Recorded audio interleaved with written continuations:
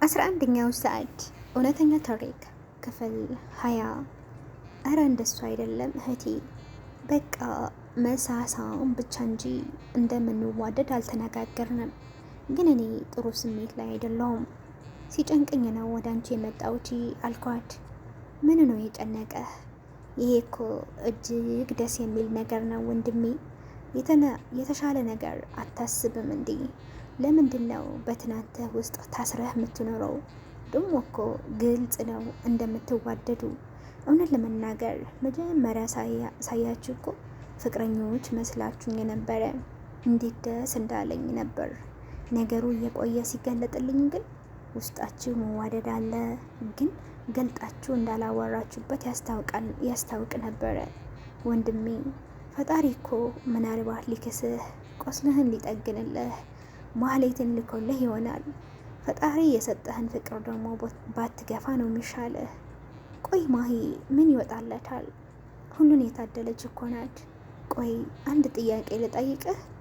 ውስጥህ ያለው የሚሰማህ ስሜት በጣም እንደምትወዳት አብራድ እንድትኖር እንድታረጅ የምትፈልግ እሷ ፈቃደኛ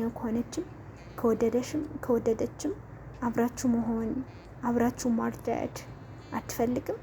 ማሂ እኔ በጣም ንማፈቅረሽ ብላ ልትጠይቃት አትፈልግም? ምናልባት አብረን ከሆንን በኋላ እሷ እንደምትፈልገው አይነት ሰው ባልሆንላትስ? ባስቀይማትስ? ባስከፋትስ? እሷና አባቷ ለዋሉልኝ ውለታ ምን መልስ እንደምሰጥ አላቅም። ብቻ ታዩ በቃ ነኝ። አትሳሳት። ነገሮች አንዴ ከረፈደ ችግር ነው። ነቃ በል በቃ። ስሜት አለህ፣ ትወዳታለህ፣ ትወዳሃለች። አበቃ። እንዲያውም እኮ ይሄ ጥያቄ ካንተ መምጣት በክብር የፍቅር ጥያቄውን ማቅረብ ነበረብህ። አንተ ግን እሷን እየጠበቅ ሳይሆን አይቀርም አለችኝ። በቃ እርሺው ብያት ልብሳችንን አጣጥበን ስንጨርስ ወደ ቤት ሄድን። ቤት ስንገባ አቶ ሳሙኤል መጥተው ነበረ።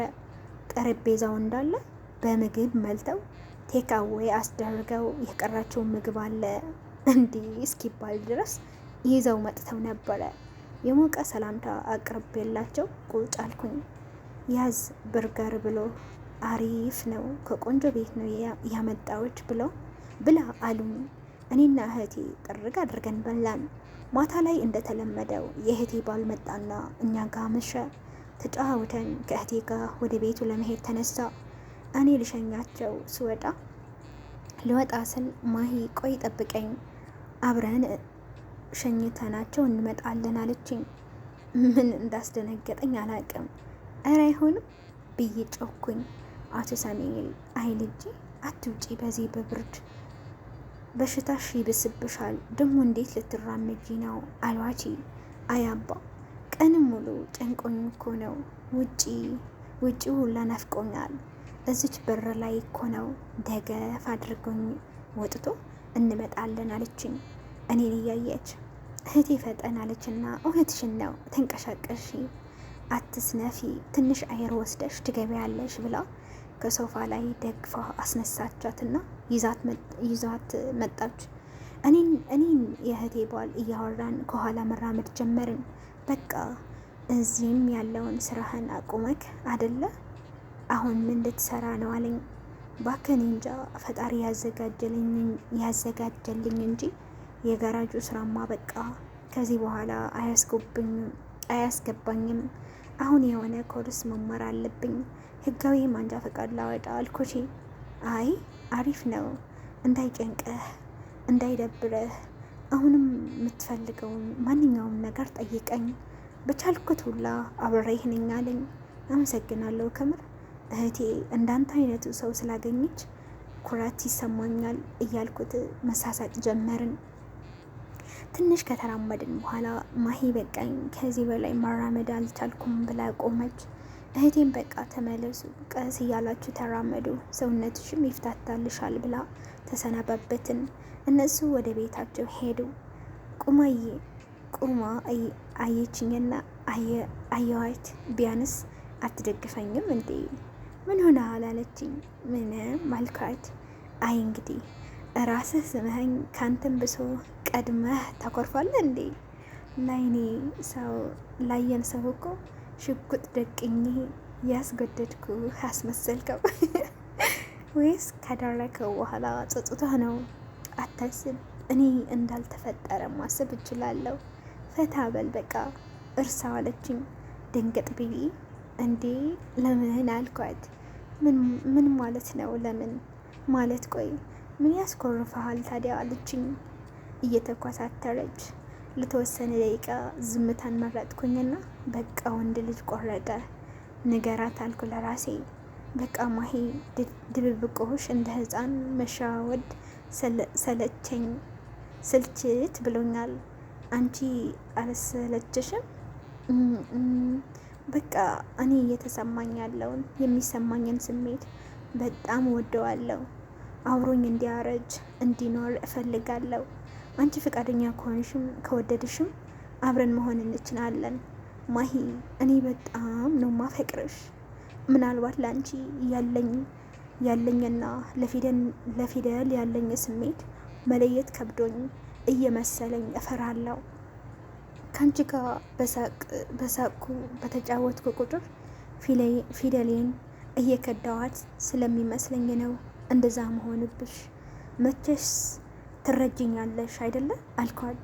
በፍቅር አይኖቿ እየተመለከትኳት ዝም አለችኝ። አንዳንዴ ደስታ ልብህን አንደበትህን ዝም አሰኝቶህ አያውቅም? በቃ እንደዛ ነው የሆንኩት። እንደ ሌላው ጊዜ መጮህ ማበድ ፈልጌ ነበር ግን አቃተኝ። ምን ላውራ ማለት በቃ የሆነ ቃል የምር ከአንደበትህ የሰማሁት አልመሰለኝም። ልክ እንደ ባለፈው እንደተሳሳምን ጠዋት ከእንቅልፌ ስነቃ ተሳስቼ ነው የምትለኝ ነው የሚመስለኝ። እስቲ ማልልኝ አንዲ ብቻ አለችኝ። ወላዲቴን ከምሬን ነው። ይኸውልሽ ፍቅርሽ እንክብካቤሽን ልክ እንደ እናት ነው። ልብሽ በታምር ክፉ ነገር አያስብም። ደግነትሽ ያስገርመኛል። ተንኮል፣ ምንቀኝነት ባለፈበት አላለፍሽም።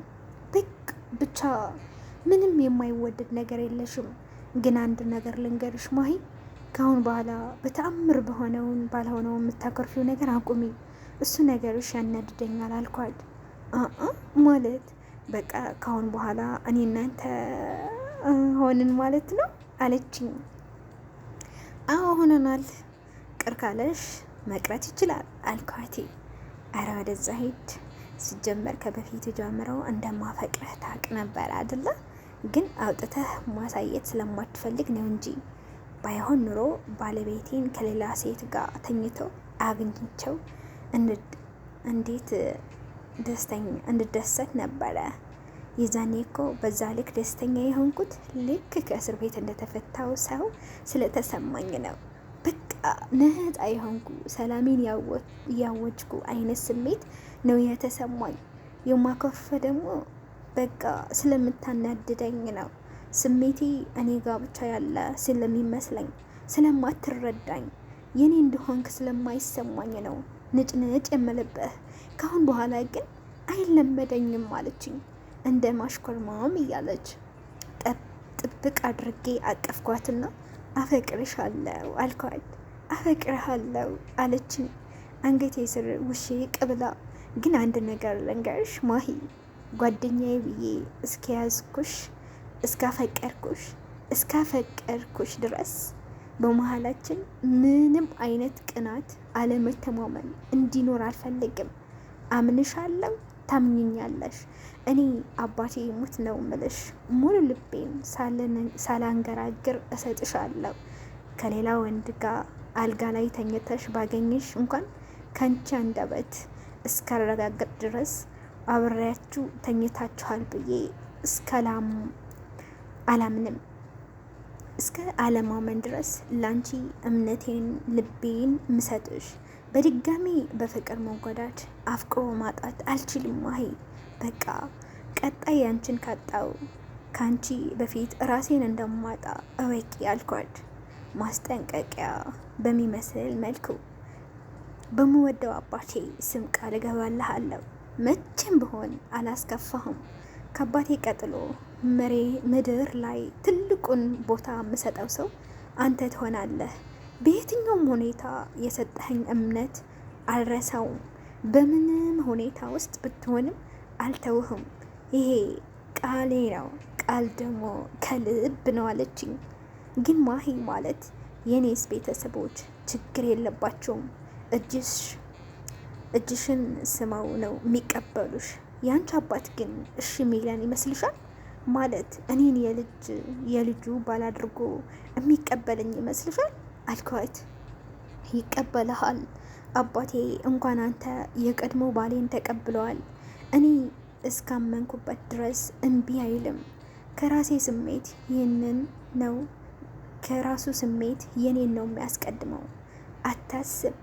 አሁን ግን ህመም እየተሰማኝ ስለሆነ እባክን ቶሎ በል አቅፈህ ወደ ቤት ልታስገባኝ ትችላለህ አለችኝ። ይቅርበኝ ወይዘሮ ሚስቴ፣ እኔ እኮ ደስታ ቀልቤን አጥፍቶታል ነው ብዬ አቀፍኳት። ተሸክሜት አይኗን እያየችኝ አሁን እኮ ፍቅረኛሞች ሆነናል አትስመኝም እንዴ አለችኝ። ኧረ እኔ አፍራለሁ አልኳት ክት ብዬ እየሳኩ። ሳቅዋ ተግባብቶብኝ መሰለኝ እሷም ሳቀች። ግን ዛሬ አልስምህም፣ አሁን ትስመኛለህ አትስመኝም ወይስ እንደለመድኩት ላኮርፍ አለችኝ። አይ እንግዲህ እንዳትጨማለቂ፣ ከኮረፍሽ አለቀልሽ፣ መቼስ ይቅር አልልሽም አልኳት። ጥሩ እንዲያውም አውርደኝ፣ ድሮም እኔ ነኝ ጥፋተኛዋ ካንተ ጋር ፍቅር ማለቴ አለችኝ። አፈጠጥኩባት። ሳታስበው ሳምኳት። በቃ አሁን ደስ አለኝ። በቃ እንግዲህ እንግባ፣ ብርዱ እጄን እየተሰማኝ ነው አለችኝና ይዣት ገባው። በር ላይ ስደርስ አወረድኳትና ደግፌ ይዣት ገባው። አቶ ሳሙኤል ብርዱን ላይ እጃቸው ብርዳቸውን አድርገው ቁመው ይንጓራደዳሉ። ምን ነው ቆያችሁ እኮ፣ በዛ መራመድ እኮ አልነበረብሽም። ለማንኛውም ቶሎ ከብርድ ላይ ግቢ አሉንና ገቡ። ተያየን። ተከትለናቸውም ገባን። በንጋታው አቶ ሳሙኤል ትናንትና ያልጨረስኩት ጉዳይ አለኝ፣ እስከዛ እስር ቤት እስካልተያዘ እስር ቤት እስካልገባ ድረስ አርፌ አልቀመጥም ብለው በሌሊቱ ሄዱ እና ቁርሳችንን በላልተን እናቴና እህቴ ተያይዘው ወደ ገበያ ሄዱ። አባቴ እኔን ማሂ ብቻ ቀረን። ከአባቴ ጋር እጇን እየፈታንላት ድጋሚ እያሰርናት መፍታታት ጀመርን። አባቴ ደፈር እያደረገ አበረታታት። የተወሰነ ሳይታሰር እንደሚቀመጥ ለመንቀሳቀስ እንድትሞክር አደረጋትና ተመስገን የኔ ልጅ፣ በቅርቡ ይሄ ሁሉ ተፈቶልሽ እንደሚስተካከል ተስፋ አረጋለሁ አላት። እኔም ተስፋ አደርጋለሁ። ወደ ስራዬ ወደ ቀድሞ ህይወቴ መመለስ እፈልጋለሁ። በስማ አመት የታመምክ ያህል ነው የተሰማኝ አለች እጇን እያየች። ማሂ ቀን በቀን እጇ እየተሻላች፣ አቶ ሳሙኤል ከአዲስ አበባ አዋሳ ቀን በቀን እየተመላለሱ ሲያስታምሟት፣ እናቴም እንክብካቤዋ እንደጦፈ ነው። እኔና ማሂ ፍቅራችንን በሚስጥር ዋጥ አድርገን ይዘን ቀናቶች ተቆጠሩ። ማሂ እጇ ሳይታሰር መንቀሳቀስ ጀመረች። ልብሷን በራሷ መቀየር፣ መታጠብ ቻለች። እቃ ማንሳትም ማስቀመጥም ብቻ ነበር ትንሽ አደጋች የሆነባት። ሐሙስ ቀን ነበረ። ወደ ምሳ ሰዓት አካባቢ እናቴና ማሂ እየተጫወቱ፣ እናቴ ምሳ እየሰራች ማሂ በወሬ እያገዘቻት፣ እኔ ከእናቴ ስርስር እያልኩ እያሽቀበጥኩ፣ ማሂ እናቴን ፈገግ ብላ አየቻትና እኔ ግን ፈጣሪ ይቅር ይበለኝ እንጂ ምን አለ ድጋሚ በታመምኩ እያልኩኝ ነው አለቻት። እናቴ ድንቅጥ ብላ በስማም የኔ ልጅ ምን ነው ለምን እንደዛ አልሽ? ከዛ ሁሉ ልብስ ለመቀየር እንኳን ስቃይሽን የበላሽበትን ጊዜ ባሳለፈሽ ምን ነው ባልተሻለኝ ትያለሽ እንዲህ አለቻት። አይደለም እንኮ እንክብካቤያችሁ፣ ፍቅራችሁ በቃ ይሄ ምግብ ስንበላ ስበስል ብለን ብዙ ሆነን የምንበላው ነገር አባቴ ዛሬም አዲስ አበባ ሄዶ ነገ እስኪመጣ የምናፍቀው ነገር እረ ሁሉ ነገር ነው ደስ የሚለው። ህመሜን እንድናፍቀው ነው ያደረጋችሁኝ አለቻት። አየኔ ልጅ አንቺ ደስ ካለሽ ከፈለግሽው ጤነኛ ሆነሽም ማን ይከለከልሻል? ደግሞ ገና ይሄ ጀመሪያችን ነው። ገና ስንቱ የሚያስደስትሽ ቀናቶች አብረን እናሳልፋለን አለቻትና ዞር ብላ እኔን ጠቀስ አደረገችኝ። እኔ በተራዬ ማሂን ጠቀስ አደረግኳት። ሶስታችንን እኩል ሳቅን። አባቴ የስራ ጉዳይ ኑሮት ከቤት ወጥቶ ለምሳ እስኪመጣ እየጠበቅ ነው እያለ ለእናቴ ደወለና አቶ ሳሙኤል እየመጣ እንደሆነ ቤቱን ቆንጆ ድባብ እንዲኖረው አድርገን እንድንጠብቃቸው ነገራት። ሶስታችንም በየራሳችን ስራ መስራት ጀመርን። እህቴም መጣች። ብዙም ሳይቆዩ አቶ ሳሙኤል አባቴም አብረው መጡ። ማሂ እየሮጠች ወጣችና የአባቷ ትከሻ ላይ ተጠመጠመች። እነሱም በደስታ ተሞልቶ እየተፈለቀለቁ ነበረ። እኔ ብራንዳ ላይ ቁሜ ወደ ቤት እስኪገቡ እየጠበቅኩ ምን ነው ምን ተገኘ ነው እንደዚህ ደስታ ያሰከራችሁ አልኳቸው። ፊታቸው ላይ የማየው ደስታ እየተግባባብኝ አቶ ሳሙኤል ፈገግ አሉና ና አቅፈኝ ልጄ፣ ጠላቴን ልክ አስገብቼው መጣው። የሳሙኤልን ልጅ መንካት የሚያስከፍለው ዋጋ አሳይሁት እያሉ ወጥተው አቀፉኝ። ማሂ እየጨውከች ተያዘ እንዳትለኝ አባቴ እኔ አላምንም አለች። እመኝኝ ልጄ መያዝ ብቻ አይደለም እድሜ ልኩን የሚጸጽትበትን ቅጣት ነው የሰጠውት አሏት። እኔና ማሂ በደስታ ተቃቅፈን አባቴም አየቻትና ለዚህ ነው ቤቱን አሳምራችሁ ጠብቁኝ ያልኳችኋለን። ሁላችንም ተያይዘን ወደ ውስጥ ገባን። ለእናቴም ለእህቴም ነገርኳትና ደስታችን አጋራናቸው። አቶ ሳሙኤል ቁጭ ሳይሉ በቆሙበት እንግዲህ ዛሬ ይህንን ደስታ ምክንያት በማድረግ ማሂ ልጄም እንደዛ ተሽሏት ስትቦረቅ ማየትም አስመልክቶ ትልቅ የቤተሰብ ፕሮግራም እንዲኖረን አስቤያለሁ። እኔ እንደለመድነው እቤት ገዝተን መጥተን አርደን እዚህ ከምናከብረው ለምን እንደ ቤተሰብ ወጣ አንልም? እራት ለምን ውጭ አንበላም? ዛሬ በቃ የኛ ቤተሰብ ቀን እናደርገዋሉ። ሁላችንም በደስታ ተስማምተን፣ እህቴ ግን ባሌ ሳይመጣ ንቅንቅ አልልም ካለሱ ካሁን እኔን ተውኝ አለች። አባቴ እያያት አየኔ ልጅ ታኮርኛለሽ እኮ ሚስት ባሏን በዚህ ልክ ስትወድና ስታከብር ደስ ይላል። በደስታሽም በሀዘንሽም ቀን እሱም ካሰብሽ በቃ ይህን ትዳር እግዚአብሔር ይጎበኘዋል አላች። እህቴ ማቀፍ እያደረገች ካንተ ነው የተማርኩት አባቴ አለችው። 11ኛው ሰዓት ክፍል 20 ይህንን ይመስል ነበረ። ተስፋ አደርጋለሁ እንደወደዳችሁት። እንደተለመደው ለቤቱ አዲስ ከሆናችሁ ሰብስክራይብ በማድረግ ቤተሰብ እንድትሆኑ በትህትና ለመጠየቅ እወዳለሁ። አይ ሆፕ 11ኛው ሰዓት ክፍል 21 የመጨረሻውን ክፍል ይሆናል። ከረዘመ ደግሞ እስከ ክፍል 22 እንቀጥላለን እና አንድ ክፍል ነው የቀረን። ይህንን ታሪክ ከመጀመሪያ ጀምሮ አብራችሁኝ ለነበራችሁ ለተከታተላችሁኝ በጣም ነው የማመሰግነው። የቀረን ትንሽ ነው። እንደምትወዱት ደግሞ ተስፋ አደርጋለሁ። የው አጨራረሱ ደስ የሚል እንደሚሆንም ተስፋ አደርጋለሁ። ሰላም ለሰው ዘር፣ ሰላም ለሀገራችን የተመኘው። እውነት ለመናገር ታሪኩን ሳነበው በጣም ደስ እያለኝ አነበዋለሁ። ደስ እያለኝ ነው የምሰራው። ብዙ እይታ ባይኖረውም ችግር የለውም ብዬ ይህንን ቪዲዮ እስከ መጨረሻው ድረስ ለመስራት ወስኛለሁ። ምክንያቱ ሳነበው እኔ ደስታ ይሰማኛል። ቪዲዮ ስሰራ በጣም ደስ የሚል ስሜት አለ። ውስጥ የሚሰማኝን ስሜት የሚሰጠኝን ስሜት ደስተኛ እስኪያደረገኝ ድረስ ቪው ይኑረው አይኑረው ችግር የለውም ብዬ ለመቀጠል ወስኛለሁ። ካሁን በኋላ እንደዚህ አይነት ቪዲዮዎችን ለመስራት ወስኛለሁ። እንደምትወዱትም ተስፋ አደርጋለሁ። ይህንን 11ኛው ሰዓት የሚለውን አብረን ከጨረስን በሌላ ታሪክ እንገናኛለን ብዬ ተስፋ አደርጋለሁ።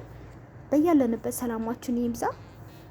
እንደዚህ ላቭ ስቶሪ ታሪኮችን ለሚወዱ ጓደኞቻችሁ ሼር በማድረግ ተባበሩኝ እላለሁ። ሰብስክራይብ፣ ሼር፣ ላይክ በማድረግ ቤተሰብ ይሁኑ። ላቭ ዩ ጋይስ። ባይ ባይ።